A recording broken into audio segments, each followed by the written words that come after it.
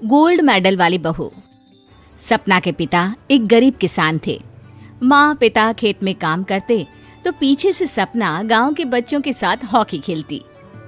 एक दिन शाम को, सारा दिन खेलती रहती है, ये नहीं कि छोटे भाई को संभाले।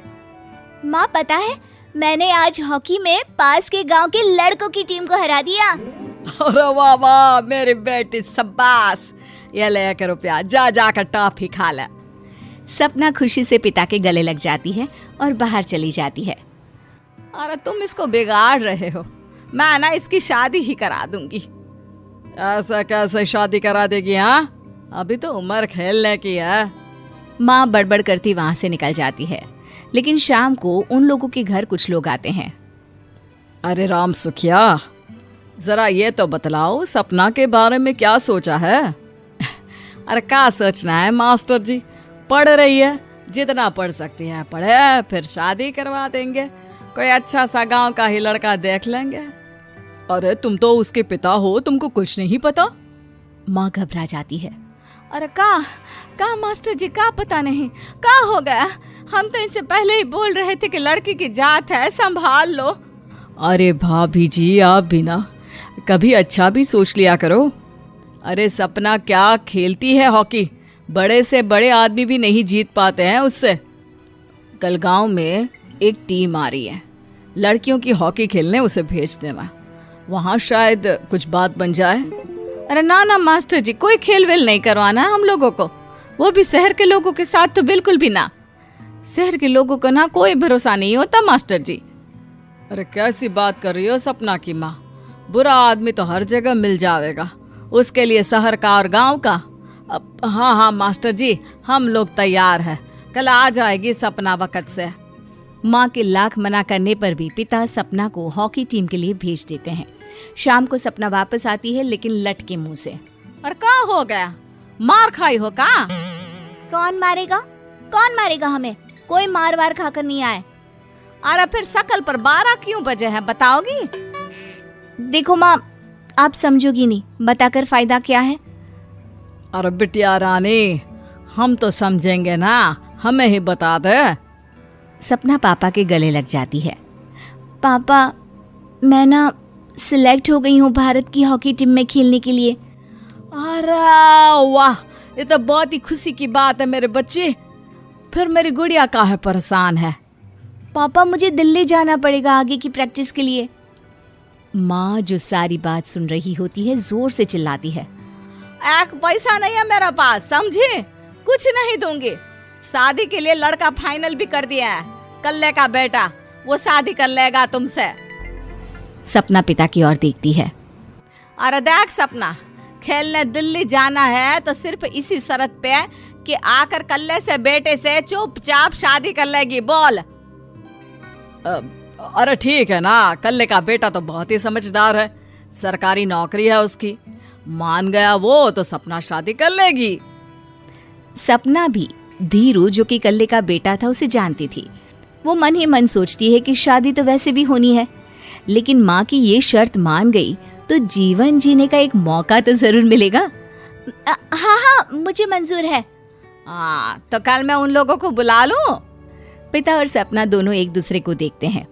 अब माँ ठीक है ना, बुलाने की क्या जरूरत है, वो लोग पसंद कर रहे हैं ना मुझे, वही ठीक है। बस आप तो मेरा दिल्ली का बैग पैक कर दो। सपना दिल्ली जाती है, दिल्ली टीम के लिए खेलने के लिए। सपना खूब अच्छा खेलती है और गोल्ड मेडल जीत कर आती है। जब वो गांव आती है तो उसका जोरदार स्वागत होता है। हर कोई सपना सपना चिल्ला रहा होता है। और सपना के पापा, तुम्हारी बेटी ने तो गांव का नाम रोशन कर दिया है। गांव की तरफ से तुम लोगों को गांव में पक्का मकान और सपना को परिषद में पक्की नौकरी देने के लिए हम तैयार हैं। अरे वाह वाह, पक्का मकान, ये तो बहुत अच्छी बात है, लेकिन सपना की नौकरी नहीं चाहिए हमें। हाँ, कैसी बात कर रही हो सपना की माँ? लड़की की नौकरी रहेगी तो अपने पैरों पर खड़ी रहेगी, किसी के आगे झुकने की जरूरत ना पड़ेगी। अरे चुप रहो, हम तो नौकरी ना करते हैं, पर मजाल है कि किसी के आगे झुके हो। ना, हमारी बेटी नौकरी नहीं करेगी। पिता लाख समझाते हैं, लेकिन माँ नहीं मानती। और फिर वो दिन भी आ जाता है जब सपना को अपने कहे अनुसार लड़के से शादी भी करनी पड़ती है। ससुराल में ए बहू, तू रोज रोज सुबह कहाँ जाती है? घर का सारा काम निपटा कर कहाँ भागती है? माँ का घर तो पास ही है, वहीं निकल जाती है क्या? नहीं माँ जी, मैं हॉकी खेलने जाती हूँ, मुझे खेलना पसंद है।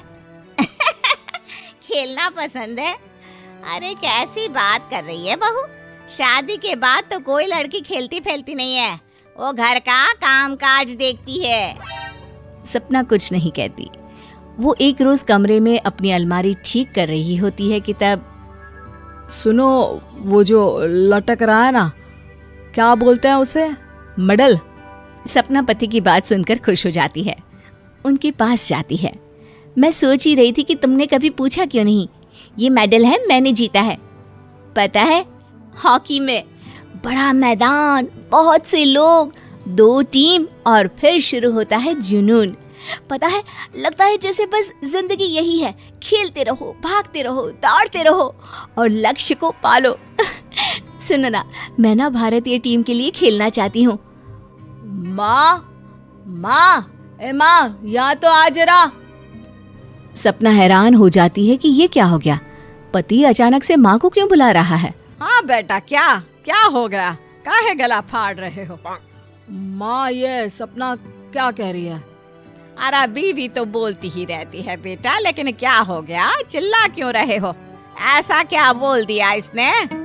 माँ ये बोल रही है कि इसको खेलना है भारतीय टीम के लिए। सपना डर जाती है। नहीं माँ जी, मैंने कहा कि मैं चाहती हूँ कि वो मैं बोला था ना, शादी के बाद कोई खेलता नहीं, घर का काम काज देखता है, लेकिन फिर भी। नहीं माँ जी, ठीक है, मैं घर का काम देखूंगी, कल से मैं खेलने भी नहीं जाऊंगी, माफ कर दीजिए। सपना पति की तरफ देखती है जो माँ की तरफ देख रहा होता है। उसे गुस्सा तो आता है, लेकिन करती भी तो क्या, सास के सामने कैसे पति की क्लास लगाती।